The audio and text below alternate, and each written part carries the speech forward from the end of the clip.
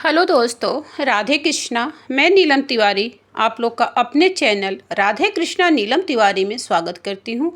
उम्मीद करती हूँ आप लोग स्वस्थ होंगे, मस्त होंगे। भोलेनाथ की कृपा आप सभी लोगों पे बनी रही। जैसा कि आप जान रहे हैं कि ज्येष्ठ मास चल रहा, इसी मास में वट सावित्री का व्रत भी आता है, जो कि महिलाओं को साल भर से बहुत इंतजार रहता है इस व्रत का। क्योंकि इस दिन महिलाएं सोलहो श्रृंगार करके एक दुल्हन की बात भांति सज के वट वृक्ष की पूजा करती हैं। सबसे पहले इस पूजा को अश्वपति की पुत्री सावित्री ने अपने पति सत्यवान के प्राण को बचाने के लिए किया था। जब सत्यवान का प्राण निकल जाता है तो उस समय वो वट वृक्ष के नीचे ही सोए रहते हैं।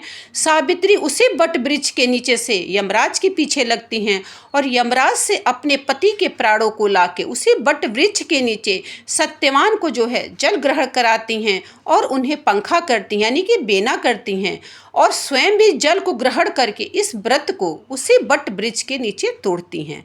तो इस दिन व्रत रहने के बाद सती सावित्री का और सत्यवान की कहानी आप लोग को जरूर सुनना चाहिए।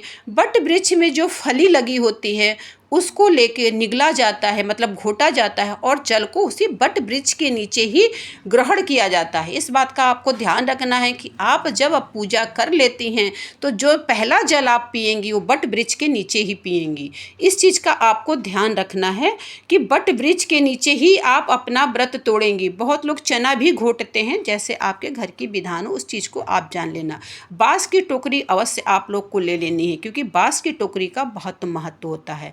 इस व्रत को करने से घर में सुख समृद्धि के साथ साथ जिनके संतान नहीं होती, संतान की प्राप्ति होती है और वो सदा सुहागन बनी रहती, उन्हें अखंड सौभाग्यवती होने का वरदान भी मिलता है। जो महिलाएं बड़ी नेम धर्म से इस व्रत का पालन करती हैं, तो सभी महिलाओं को इस व्रत का नियमों को पालन करते हुए इस व्रत को धारण करना चाहिए। देखिए, बिना कोई नियम के कोई व्रत जो होता है वो फलित नहीं होता है। तो आप लोग को नियमों को जान के इस व्रत को करना चाहिए। राधे राधे जी।